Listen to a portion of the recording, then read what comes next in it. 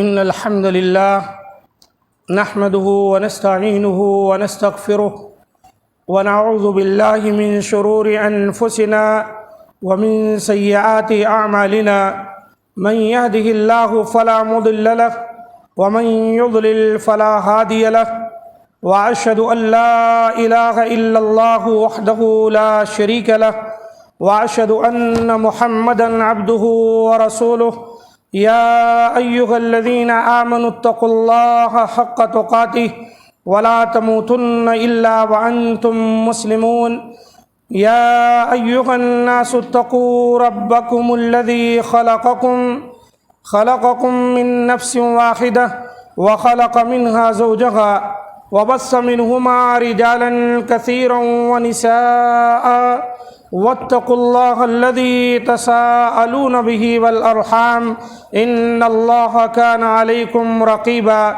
يا أيها الذين آمنوا اتقوا الله وقولوا قولا سديدا يصلح لكم أعمالكم ويغفر لكم ذنوبكم ومن يطع الله ورسوله فقد فاز فوزا عظيما أما بعد فإن خير الحديث كتاب الله وخير الهدي هدي محمد صلى الله عليه وسلم وشر الأمور محدثاتها وكل محدثة بدعة وكل بدعة ضلالة وكل ضلالة في النار. قال الله تبارك وتعالى في القرآن المجيد والفرقان الحميد فأعوذ بالله السميع العليم من الشيطان الرجيم من همزه ونفخه ونفسه بسم الله الرحمن الرحيم طاسيم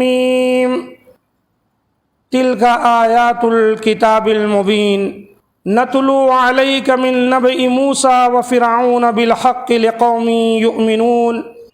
اس سورہ قصص کی ابتدا اس آیت مبارکہ کے حصے سے ہوتی ہے طاسیم میم. یہ حروف مقطعات ہے جس کا معنی سوائے اللہ کے کوئی نہیں جانتا، اس کا صحیح مفہوم کسی کو نہیں معلوم. قرآن مجید میں سورت کی ابتدا میں کئی مقامات پر اس طرح کے حروف مقطعات آئے ہیں. اس کے بعد اللہ تعالیٰ نے فرمایا تلک آیات الکتاب المبین، یہ آیتیں ہیں روشن کتاب کی، یعنی یہ قرآن مجید کی جو آیتیں تلاوت کی جا رہی ہیں روشن کتاب کی آیتیں ہیں. اس سے مراد قرآن مجید بھی ہے، لوح محفوظ بھی ہے. اللہ تعالیٰ فرماتا ہے اے نبی نتلو علیک من نبأ موسیٰ و فرعون بالحق، ہم آپ کے سامنے موسیٰ اور فرعون کا صحیح واقعہ بیان کرتے ہیں.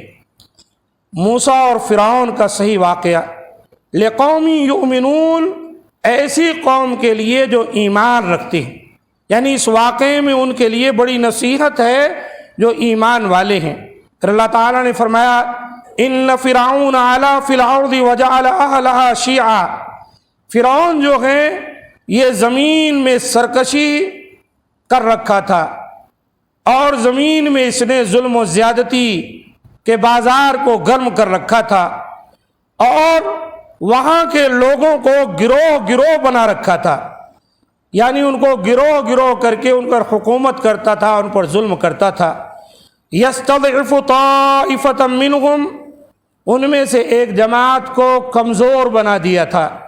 یذبح ابناءہم، ان کے لڑکوں کو قتل کروا دیا کرتا تھا.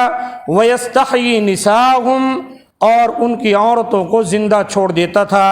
انہ کان من المفسدین، یہ بہت ہی فسادی تھا، مفسدین میں سے تھا. اس نے اس طرح ظلم و جبر کا بازار مصر کے اندر اٹھا رکھا تھا. اللہ تعالیٰ فرماتا ہے وَنُرِيدُ أَن نَّمُنَّ عَلَى الَّذِينَ اسْتُضْعِفُوا فِي الْأَرْضِ، ہمارا ارادہ ہوا کہ ہم ان پر احسان کریں جو زمین میں کمزور بنائے گئے ہیں. اس سے مراد بنی اسرائیل ہیں. وَنَجْعَلَهُمْ أَئِمَّةً، اور ان میں ہم امام بنائیں. وَنَجْعَلَهُمُ الْوَارِثِينَ، اور ہم ان کو وارث بنا دیں. کس کا وارث؟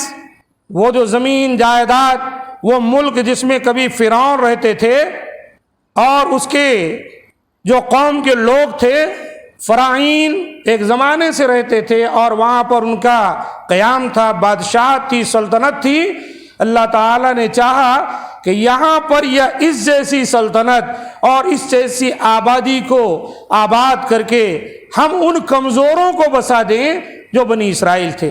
اللہ تعالیٰ فرماتا ہے وَنُمَكِّنَ لَهُمْ فِي الْأَرْضِ وَنُرِيَ فِرْعَوْنَ وَهَامَانَ وَجُنُودَهُمَا مِنْهُمْ مَا كَانُوا يَحْذَرُونَ، اور یہ بھی کہ ہم انہیں زمین میں قدرت و اختیار دیں اور فرعون، حامان اور ان کے لشکروں کو وہ دکھائیں جس سے وہ ڈر رہے تھے۔ ان آیتوں میں اللہ رب العزت نے جن باتوں کا ذکر کیا ہے اس کا خلاصہ یہ ہے، کہا جاتا ہے کہ حضرت ابراہیم علیہ السلام نے اس بات کی بشارت دی تھی کہ ایک دور ایسا آئے گا، یہ فرعون جو ہے بنی اسرائیل کے ایک لڑکے کی وجہ سے اس کی سلطنت ختم ہو جائے گی اور یہ برباد ہو جائے گا۔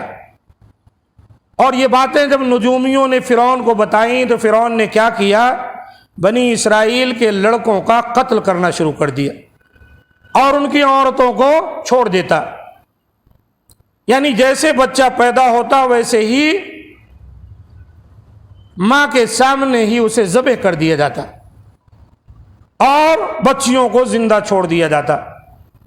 پھر آگے چل کر یہ خدشہ ہوا کہ اگر بنی اسرائیل کے سارے لوگ اس طرح ختم ہو جائیں گے تو پھر خدمت گزار کہاں رہیں گے، تو 1 سال بچوں کو چھوڑا گیا اور 1 سال ان کو قتل کرنے کے در پہ وہ لوگ ہوتے۔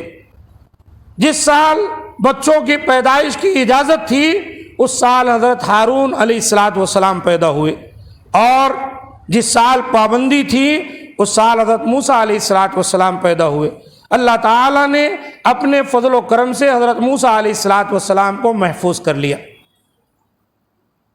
نہ کہ محفوظ کیا بلکہ فرعون کے گھر میں ان کی پرورش ہوئی۔ ایک لمبا واقعہ ہے جو سورہ قصص میں اللہ تعالیٰ نے مکمل طور پر ذکر کیا، اور یہی حضرت موسیٰ علیہ السلام آگے جا کر اللہ نے ان کو نبی اور رسول بنایا، اور یہی جو ہے بنی اسرائیل کو مصر سے نکال لے گئے۔ بہرحال فرعون کو اللہ تعالیٰ نے ختم کرنے کا ارادہ کیا، اس کے ظلم اور زیادتی کو اللہ تعالیٰ نے روکنا چاہا، اور بنی اسرائیل جو کمزور تھے اور جن پر ایک طرح کا ظلم و استبداد ہو رہا تھا، اللہ تعالیٰ نے ان کو نجات دینا چاہا اور زمین میں ان کو عزت دینی چاہیے، زمین میں اللہ تعالیٰ نے ان کو تمکن دینا چاہا، تو اس طرح کا اللہ تعالیٰ نے انتظام کر دیا، اور اللہ تعالیٰ ہر چیز پر قادر ہے۔ اب بہرحال حضرت موسیٰ علیہ السلام جب نبی رسول بن گئے، طرح طرح سے فرعون کو سمجھاتے رہے، اس کی قوم کو دعوت دیتے رہے، کئی طرح کے معجزات اللہ تعالیٰ نے ان کے ہاتھوں دکھائے، لیکن دراصل جب تک اللہ تعالیٰ ہدایت نہ دے ہدایت نہیں ملتی۔ فرعون نہ کہ ایسا بادشاہ تھا کہ جو صرف بادشاہ تھا، بلکہ وہ خدائی دعویٰ کیا کرتا تھا۔ اکثر دنیا کے اندر بہت سے بادشاہ گزرے جو ظلم و زیادتیاں کرتے رہے، لیکن یہ ان بادشاہوں میں سے تھا جو کہتا تھا انا ربکم الاعلی، کہ میں تمہارا بہت بڑا پالن ہار ہوں، اس طرح کا دعویٰ تھا اس کا۔ اللہ تعالیٰ نے اب چاہا کہ ان کو ختم کرے، تو مولا کریم نے اس کے لیے انتظام کیا۔ حضرت موسیٰ علیہ السلام جب پوری طرح سے دعوت و تبلیغ کر کے ایک طرح سے تھک گئے تو اللہ تعالیٰ سے کہا، اے اللہ، یہ فرعون کو اور اس کی قوم کو تو نے اتنا کچھ مال عطا کیا ہے، طاقت دیا ہے کہ اس کے نشے میں، تکبر میں یہ بات سننے والے نہیں۔ اے اللہ، تو ان کی طاقت کو، ان کے مال کو سب ان سے سلب کر لے اور ان کو تو ختم کر دے، یا ایمان نہ لائیں یہاں تک کہ یہ اپنی موت کو دیکھ لے۔ اللہ تعالیٰ نے حضرت موسیٰ علیہ السلام کی دعا کو قبول کر لیا، اور پھر وہ وقت آ گیا جب اللہ تعالیٰ نے حضرت موسیٰ علیہ السلام سے کہا کہ رات کے اندھیرے میں جب چاند طلوع ہوتا ہے، بعض کہتے ہیں اس دن گرہن لگا تھا چاند کو، اندھیرا ہی اندھیرا تھا، اس کے وقت آپ بنی اسرائیل کو نکل جائے۔ قرآن مجید سورہ شعراء کے اندر اللہ تعالیٰ نے اس کا ذکر کیا ہے، آیت نمبر 52 سے 59 تک۔ ارشاد باری تعالیٰ ہے وَأَوْحَيْنَا إِلَى مُوسَىٰ أَنْ أَسْرِ بِعِبَادِي إِنَّكُمْ مُتَّبَعُونَ۔ اللہ تعالیٰ نے وحی کی حضرت موسیٰ کی طرف کہ میرے بندوں کو آپ راتوں رات نکل جائیں لے کر، اور یہ یاد رکھیں کہ انکم متبعون، جب آپ نکلیں گے ان کو لے کر تو تمہارا پیچھا کیا جائے گا۔ تم یہ سمجھ کر رکھنا کہ جب تم جا رہے ہو تو پیچھے فرعون تمہارا پیچھا کرے گا، تمہارا تعاقب کرے گا۔ فارسل فرعون فی المدائن حاشرین۔ اب فرعون کو جب خبر لگی کہ اس طرح بنی اسرائیل کو لے کر موسیٰ نکل گئے، کہا جاتا ہے اس وقت ان کی تعداد 6 لاکھ کے قریب تھی، لیکن فرعون اس طرح غیظ و غضب میں تھا اور ایسے تکبر میں تھا، تعلی میں تھا، اس نے کیا کیا، پورے شہروں میں ڈنکے بجائے، لوگوں کو بھیجا، ہرکاروں کو بھیجا کہ سب اکٹھے ہو جاؤ، ہم ان کا پیچھا کریں گے۔ ان ہؤلاء لشرذمۃ قلیلون، کہ یہ بنی اسرائیل تھوڑی سی جماعت ہے، وَإِنَّهُمْ لَنَا لَغَائِظُونَ، اور اوپر سے ہمیں غصہ دلا کے جا رہے ہیں، ہماری بغیر اجازت کے، ہمارے بغیر پرمیشن کے ہمارے ملک سے کیسے نکل سکتے ہیں؟ اس وقت کا سپر پاور۔ تو اس نے کیا کیا، پوری فوج فاٹک لے کر اور ہر طرح لوگوں کو جمع کر کے حضرت موسیٰ علیہ السلام ان کی قوم بنی اسرائیل کا پیچھا کیا۔ کہا وَإِنَّا لَجَمِيعٌ حَاذِرُونَ، ہم ضرور ان کا پیچھا کریں گے اور بلا شبہ ہم چوکنے رہنے والے ہیں۔ یہ بھاگے ضرور ہیں لیکن یہ سمجھتے نہیں کہ ہمیں اس کی خبر ہو گئی ہے۔ بعض قرآن نے حذرون پڑھا، جس کا معنی ہے کہ ہم اسلحہ رکھتے ہیں اپنے ساتھ اور ہم پورے اسلحہ کے ساتھ ان کا پیچھا کریں گے۔ اللہ تعالیٰ نے آگے فرمایا یہ پیچھا کیا بنی اسرائیل کا کر رہا ہے؟ اللہ نے فرمایا فَأَخْرَجْنَاهُم مِّن جَنَّاتٍ وَعُيُونٍ وَكُنُوزٍ وَمَقَامٍ كَرِيمٍ۔ دراصل یہ نہیں دوڑے جا رہے تھے، یہ پیچھا نہیں کر رہے تھے، اللہ نے کہا ہم نے ان کو نکالا وہاں سے۔ اللہ تعالیٰ کا انتظام ہے یہ کہ بنی اسرائیل کو حضرت موسیٰ لے کر جا رہے ہیں، ان کے پیچھے غیظ و غضب میں پوری فوج فاٹک لے کر فرعون نکلا ہے۔ کیوں؟ یہ جو نکل رہے ہیں، اللہ کہتا فَأَخْرَجْنَاهُمْ، ہم نے ان کو نکالا ہے۔ کہاں سے؟ مِن جَنَّاتٍ وَعُيُونٍ، بڑے اچھے اچھے باغات، چشمے ان کے، میٹھے کنووں کے، وَكُنُوزٍ وَمَقَامٍ كَرِيمٍ، کتنے خزانے ان کے، کتنے عزت کے مقامات، بڑے بڑے محلات۔ اللہ کہتا ہے ہم نے ان کو نکالا ہے۔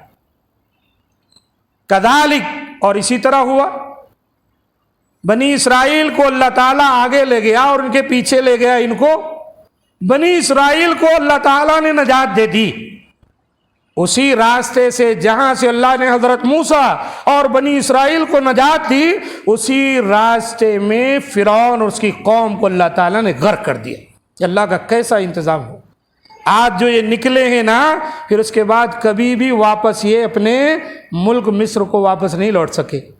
وہ اپنے باغات میں، اپنے عیش و عشرت کے محلات میں، وہ اپنے خزانوں کو پانے کے لیے، وہ اپنے میٹھے پانی کے چشموں میں، وہ پھر واپس کبھی نہیں آئے۔ اللہ ان کو نکالا، سب کے سب گئے۔ اللہ فرماتا ہے وَأَوْرَثْنَاهَا بَنِي اسرائیل، ہم نے جو وعدہ کیا تھا اس کے مطابق یہ ساری چیزیں جو کبھی ان کا تخت رہا کرتا تھا، ہم نے بنی اسرائیل کو اس کا وارث بنا دیا۔ دیکھا آپ نے، اللہ تعالیٰ ہر چیز پر قادر ہے۔ کوئی کتنی بھی طاقت اپنے پاس کیوں نہ رکھے، اللہ تعالیٰ اس کی طاقت کا جب خاتمہ کرنا چاہتا ہے تو آنے واحد میں پورا ملک جو ہے ستیاناش ہو جاتا ہے۔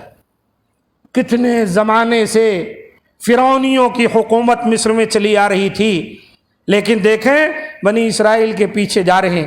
اللہ تعالیٰ نے آگے فرمایا کہ پھر کیا ہوا، فَأَتْبَعُوهُمْ مُشْرِقِينَ، سورج نکلتے ہی انہوں نے یعنی فرعونیوں نے بنی اسرائیل کا پیچھا کیا۔ رات میں یہ نہیں نکلے، ان کو بڑا اوور کانفیڈنس تھا کہ ارے بنی اسرائیل پیدل پیادہ جا رہے ہیں، کتنی دور جائیں گے لوگ، اور ہمارے پاس سواریاں ہیں، گھوڑے ہیں، یکے تانگے ہیں، اس دور کی جو تیز رفتار سواریاں تھیں، ہم تو ان کو یوں ہی پکڑ لیں گے۔ پورا انتظام رات بھر کر کے صبح جیسے سورج نکلا پیچھا کیا۔ اب پیچھا کرتے ہوئے کتنی دور جائے گا ایک آدمی رات بھر، اور ان کی سواریاں دھر دبوچی، بنی اسرائیل کو دیکھ لی کہ وہ جا رہے ہیں یہاں سے۔ اللہ تعالیٰ نے اس کا ذکر کیا، فَلَمَّا تَرَاءَ الْجَمْعَانِ قَالَ أَصْحَابُ مُوسَىٰ إِنَّا لَمُدْرِكُونَ۔ رات کی تاریکی میں حضرت موسیٰ علیہ السلام بنی اسرائیل کو لے کر نکلے تھے، اور دن میں فرعون نے ان کا پیچھا کیا۔ اب قریب تھا کہ ان کو پکڑ لے۔ پہلے سے جو غلام رہ چکے ہوں، جو کوڑے سہتے رہے ہوں، جو طرح طرح کے طریقے سے ذلیل و رسوا کیے گئے ہوں، جب انہوں نے دیکھا رات کو تو ہم نکل آئے، دن میں دیکھا کہ فرعون اپنی فوج فاٹک لیے پیچھا کیے چلا آ رہا ہے، بیچارے گھبرا گئے۔ یہ کوئی لڑنے والے نہ تھے، جنگ لڑنے والے، ورنہ اپنی تلوار اور اپنا نیزہ سنبھالتے مقابلہ کرتے، یہ تو بیچارے غلام بنے تھے، اور کہنے لگے انا لمدرکون، اب تو ہم پکڑے گئے۔ قال کلا ان معی ربی سیہدین، یہی وہ چیز ہے جو ایک مسلمان کو ہمیشہ یاد رکھنی چاہیے، طاقت چاہے کتنی بڑی ہو جائے، جب اللہ نے حضرت موسیٰ علیہ السلام کو حکم دیا ہے کہ بنی اسرائیل کو لے کر نکل جاؤ، تو ایمان یوں ہی ہونا چاہیے۔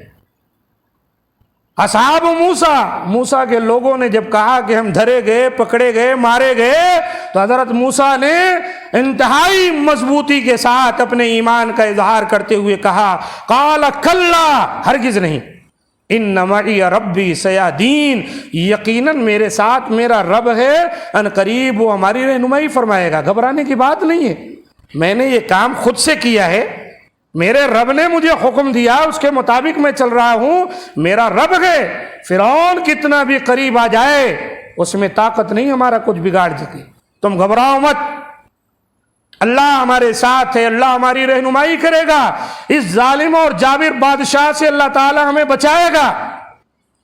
فَأَوْحَيْنَا إِلَى مُوسَىٰ أَنِ اضْرِب بِّعَصَاكَ الْبَحْرَ، اللہ تعالیٰ کہتا ہم نے موسیٰ کی طرف وحی کی۔ ایک نبی دیکھے خود قادر نہیں ہے اپنی مدد پر، وہ بھی پریشان ہے، اللہ نے وحی کی، اے موسیٰ اپنی لاٹھی کو سمندر میں مارو۔ اللہ نے وہاں حکم دیا، پہلے سے موسیٰ کو نہیں معلوم، پیچھے سے لشکر جرار طوفان کی طرح آگے جو ہے دریا لہریں مارتا ہوا، بیچ میں بنی اسرائیل قریب ہے کہ پس جائیں، ایسے وقت میں اللہ نے وحی کی، موسیٰ اپنی لاٹھی سمندر میں مار دو۔ فَانْفَلَقَ فَكَانَ كُلُّ فِرْقٍ كَالطَّوْدِ الْعَظِيمِ، موسیٰ علیہ السلام نے اللہ کا حکم پایا اور لاٹھی کو جو دریا میں مارا تو سمندر پھٹ گیا، اور سمندر کے اندر پہاڑ جیسے جو پانی کی موجیں یہ دیوار بن گئی پہاڑ جیسی، اور ٹکڑے ٹکڑے ہو گیا۔ یہ 12 قبیلے تھے، اللہ تعالیٰ نے 12 راستے اس میں بنا دیے، سبحان اللہ۔ اتنا بڑا معجزہ، سمندر کا پانی پھٹنا اور پہاڑ کی طرح سائیڈ میں کھڑے ہو جانا، اور پھر اس میں راستہ ملنا، اور ان کے 12 قبیلے تھے، ہر قبیلے کا الگ الگ راستہ، کہ آپس میں کوئی لڑائی نہیں، جھگڑے نہیں، سکون سے سب اس کے اندر اتر پڑے، اللہ کا حکم آیا۔ اب آگے نکل گئے، اب اللہ تعالیٰ نے یہ دشمن جو چلا آ رہا ہے کہا وَأَزْلَفْنَا ثَمَّ الْآخَرِينَ، اور ہم وہاں دوسروں کو یعنی فرعونیوں کو قریب لے آئے۔ یہی جگہ جو بنی اسرائیل کے لیے نجات کا ذریعہ بنی، یہی جگہ فرعون کی ہلاکت کا باعث بنی۔ سبحان اللہ، اللہ کا ایسا انتظام ہے کہ ایک ہی چیز جہاں کسی کے لیے نجات کا ذریعہ بنتی ہے، دوسروں کے لیے رسوائی اور ہلاکت اور بربادی کا ذریعہ بن جاتی۔ اس لیے کسی کے لیے گڑھے نہیں کھودنا چاہیے، ورنہ کہیں ایسا نہ ہو اس گڑھے میں آپ گر جائیں۔ اکثر ایسا ہوا ہے، کہاوت ہے من یحفر لاخیہ، جو اپنے بھائی کے لیے گڑھا کھودتا ہے یقع، وہ اسی میں جو ہے گرتا ہے۔ بہرحال فرعونیوں کو بڑی طاقت، بڑی قوت کا نشہ، گھمنڈ و تکبر میں چور پیچھا کیے۔ اللہ نے کہا ہم نے ان کو قریب کیا، وہاں کہا ہم نے ان کو نکالا، یہاں کہا ہم نے ان کو سمندر کے قریب لایا۔ اللہ نے وہاں پہنچا کر غرق کر دیا۔ وَأَنجَيْنَا مُوسَىٰ وَمَن مَّعَهُ أَجْمَعِينَ، اللہ کہتا ہم نے موسیٰ اور ان کے ساتھ جو تھے سب کو نجات دے دی، سب کو ہم نے نجات دے دی۔ ثُمَّ أَغْرَقْنَا الْآخَرِينَ، اور وہ دوسرے جو ان کا پیچھا کر رہے تھے ان کو ہم نے غرق کر دیا۔ اللہ تعالیٰ فرماتا ہے اِنَّ فِي ذَلِكَ لَآیَةً، یقیناً اس میں نشانی ہے، نشانی۔ اگر کوئی غور کرے، وقت کا اتنا بڑا سپر پاور جو اپنی طاقت کے نشے میں چور تھا، جن کو ایک زمانے تک غلام بنا رکھا تھا، ان کے تعاقب میں مارا گیا، دریا میں غرق ہو گیا۔ اللہ کہتا ہے ان فی ذالک لآیہ، یقیناً اس کے اندر نشانی ہے، کوئی ہے غور کرنے والا؟ فرمایا وما کان اکثرهم مؤمنین، لیکن اکثر لوگوں کا حال یہ ہے کہ وہ ایمان لاتے ہی نہیں، یقین کرتے ہی نہیں۔ ایسے واقعات جو قرآن مجید میں بیان کیے گئے ہیں یہ ہمارے ایمان کی پختگی کے لیے ہیں۔ ہر دور میں ہم تکالیف سے دوچار ہیں، ہر دور میں ظلم و بربریت کا بازار گرم ہے اور ہم سمجھتے ہیں ہلاک ہوں گے۔ ارے قرآن مجید کا مطالعہ کیجئے، نہ جانے کتنی قومیں، کتنی سلطنتیں، کتنی بادشاہتیں ایسی گزری ہیں جو اپنا ثانی نہیں سمجھتی تھی، لیکن اس دنیا کے اندر سب کے سب غرق ہو گئے۔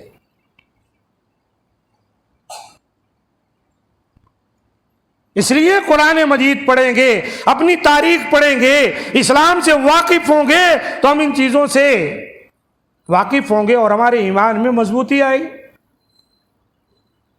وَإِنَّ رَبَّكَ لَهُوَ الْعَزِيزُ الرَّحِيمُ، اللہ تعالیٰ فرماتا ہے یقیناً اے نبی آپ کا پروردگار وہ بہت ہی زبردست ہے اور بڑا مہربان ہے۔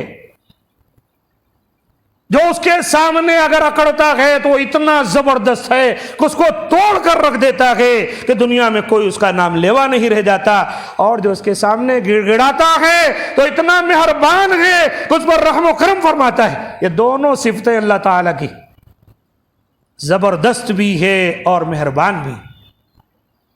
اللہ تعالیٰ نے اس طرح سے بنی اسرائیل کو نجات دی۔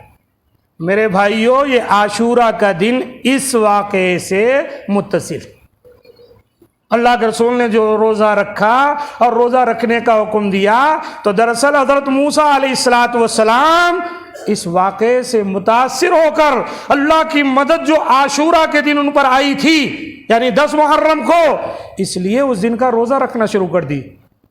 ان کی قوم بھی رکھنے لگی۔ اللہ کے رسول مکہ میں تھے تو قریش بھی رکھتے تھے، مدینہ گئے تو آپ کو بتایا گیا یہودی کہتے ہیں کہ اس دن حضرت موسیٰ کو نجات ملی تھی فرعون جیسے ظالم جابر سے، تو اللہ کے رسول نے کہا تب تو موسیٰ کے قریب ہم زیادہ ہیں بنسبت یہودیوں کے، لہذا ہم بھی ان کی اتباع میں روزہ رکھیں گے۔ جب رمضان کے روزے فرض ہوئے تو اللہ کے رسول صلی اللہ علیہ وسلم نے کہا اب جس کا جی چاہے روزہ رکھے، عاشورہ کا جس کا جی چاہے چھوڑ دے۔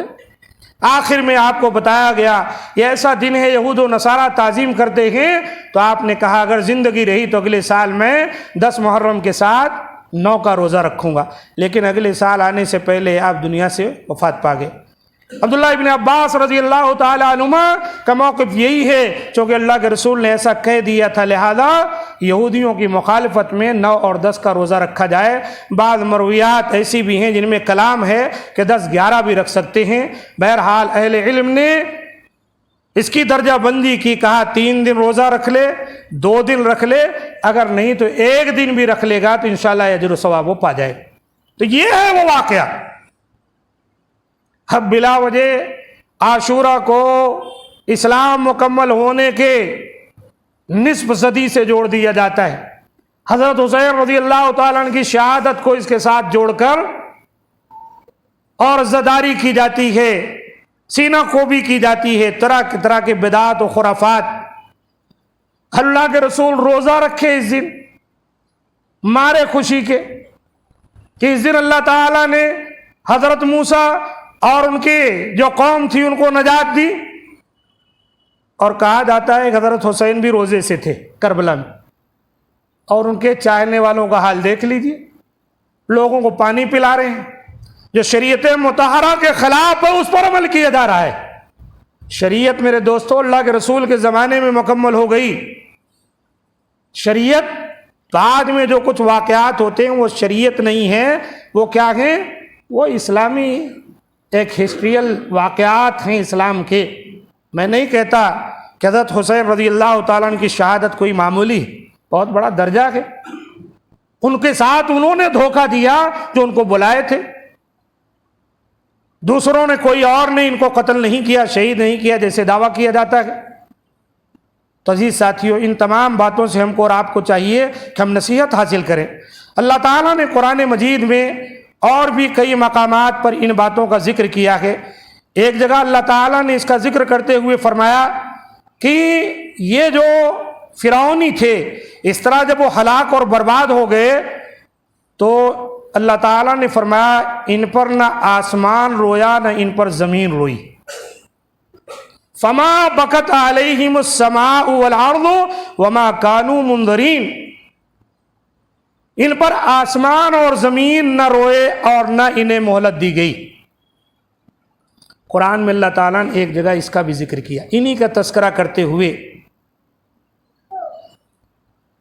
اور وہ سورہ دخان کی آیت ہے.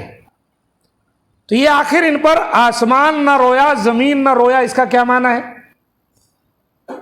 عبداللہ ابن عباس رضی اللہ تعالیٰ عنہما سے کسی نے سوال کیا کہ ان فرعونیوں پر نہ زمین رویا نہ آسمان اور نہ ان کو مہلت دی گئی، یہ کیا منظر، یہ کیا ماجرا، اس کا معنی کیا ہے؟ تو انہوں نے کہا کہ آسمان میں ایک دروازہ ہے جو ایک مومن کے لیے ہے، جو ایمان والا ہے، آسمان میں ایک اس کا خاص دروازہ ہے، اس کی جو عبادتیں ہیں اللہ کے یہاں اسی دروازے سے جاتی ہیں اللہ کے پاس، اور اللہ کے یہاں سے اس کو رزق آتا ہے اسی دروازے سے. جب کوئی بندہ دنیا میں مومن مر جاتا ہے تو آسمان کا وہ دروازہ اس کے حق میں روتا ہے کہ ہاں وہ نیک آدمی جس کی نیکیاں مجھ سے گزرا کرتی تھیں اور اللہ کی رحمتیں اور برکتیں اس پر آتی تھیں، اب وہ بند ہو گئیں.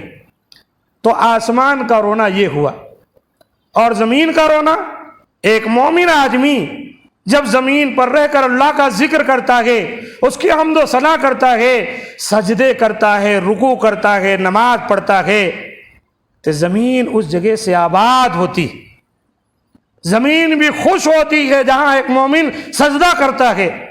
اور جب وہ وفات پا جاتا ہے تو وہ زمین بھی کا وہ حصہ اپنے اس شخص کے لیے، اللہ کے اس بندے کے لیے روتا ہے.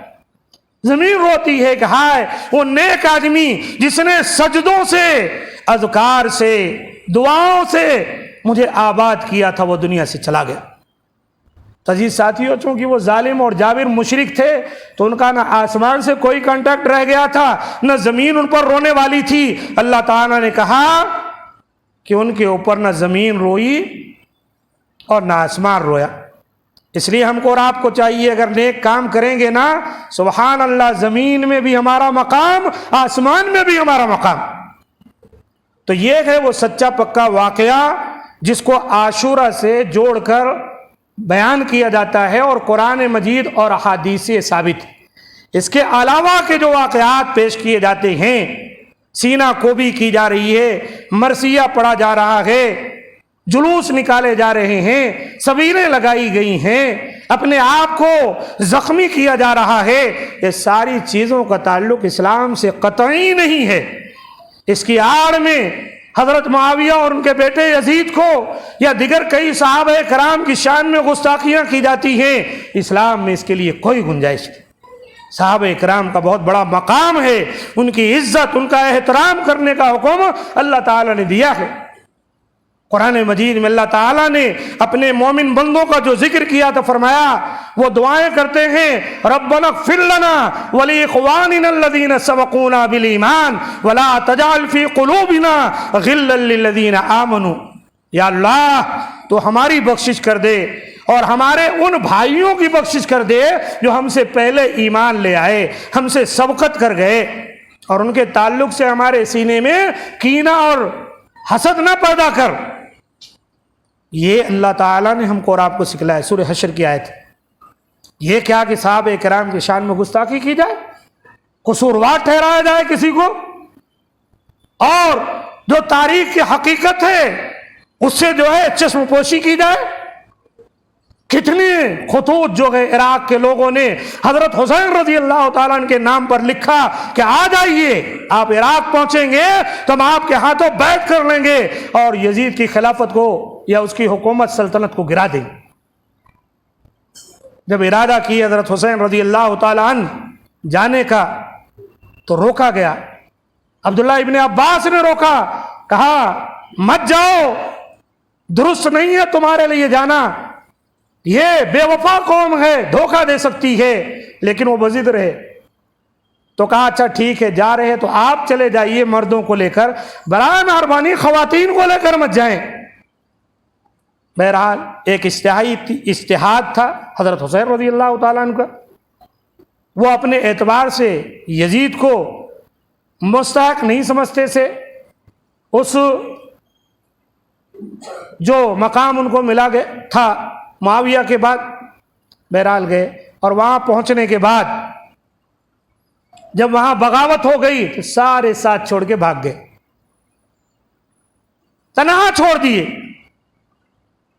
اور عراق میں جو وہاں کی فوج تھی، جو حکومت تھی، اس نے یہ سمجھ کر کہ اگر حضرت حسین رضی اللہ تعالیٰ عنہ کو شہید کر دیا گیا تو بڑا انعام ملے گا، یہ تو حکومت کے خلاف ہیں۔ اور بعض جو ہے خود وہ جو انہیں بلائے تھے وہ خود جو ہے اس میں شامل ہو کر انہوں نے ایسا کیا۔ اس کی وجہ کیا تھی؟ ان کا مقصد تھا اگر یہ زندہ چلے گئے تو یہ شکایت یزید کے سامنے رکھ سکتے ہیں کہ ہمیں انہوں نے بلایا تھا اور بلا کر دھوکہ دیا، اور ان کے خطوط بتا سکتے ہیں، اس لیے ان کے خیموں میں آگ لگا دی گئی۔ کسی عورت کے ساتھ زیادتی نہیں کی گئی، کسی اور کے ساتھ نہیں، ان کو مارا گیا اور وہ خیموں میں کیوں؟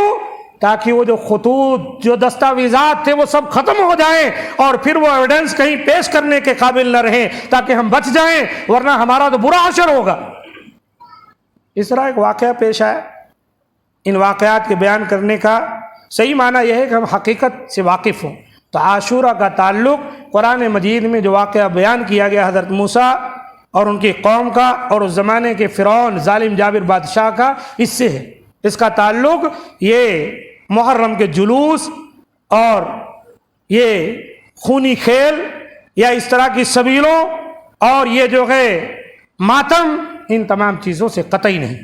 اللہ تعالیٰ سے دعا ہے کہ مولا کریم جو باتیں بیان کی گئیں ان باتوں کو سمجھ کر اس کے مطابق زندگی گزارنے کی توفیق دے، اور اس طرح کے بدعات و خرافات اور جھوٹے واقعات سے اللہ تعالیٰ ہم تمام کو محفوظ رکھے، صحیح معنوں میں قرآن و سنت پر عمل کی توفیق دے۔